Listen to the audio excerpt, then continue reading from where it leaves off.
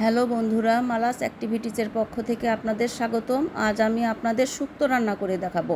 প্রথমেই আমরা ডালের বড়িগুলো ভেজে উঠিয়ে রাখবো। এরপর কড়াইয়ে সামান্য আর একটু তেল দিয়ে আমরা করলাগুলো ভেজে নিব। শুক্তো রান্নার মেইন উপকরণ হচ্ছে করলাগুলো একটু হালকা মোটা মোটা করে কাটতে হবে।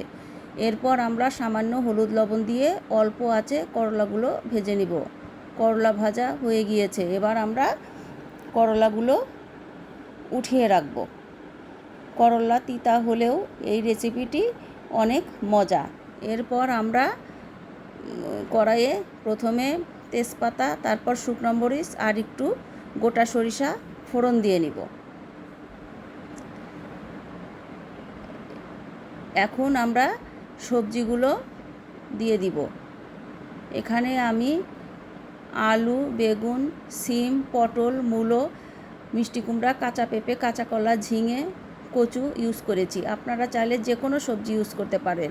এরপর আমরা সবজিগুলো হলুদ লবণ দিয়ে ভালো করে ভেজে ঢাকা দিয়ে দিব। এরপর আমরা ভেজে উঠিয়ে রাখা ডালের বড়ি আর করলাগুলো দিয়ে দিব। এরপর আমরা একটা বাটিতে সামান্য একটু জলের সাথে হলুদ লবণ, সরিষা বাটা আর আদা বাটা সরিষার তেল দিয়ে গুলিয়ে রেখেছিলাম সেটি দিয়ে দিব। হালকা একটু চিনি দিব। এরপর ভালো করে একটু নাড়াচাড়া করতে হবে। তারপর আমরা পরিমাণ মতো জল দিয়ে দিব। এবার জল দিয়ে ভালো করে আমাদের তরকারিটা ফুটাতে হবে। ফুটানো হয়ে গিয়েছে, এবার আমরা নামানোর আগে হালকা একটু সরিষার তেল দিয়ে দিব। তো বন্ধুরা, রেডি আমার শুক্তো রান্না। এভাবে আপনারা খেয়ে দেখবেন, অনেক মজা। আশা করি আপনাদের রান্নাটি অবশ্যই ভালো লাগবে।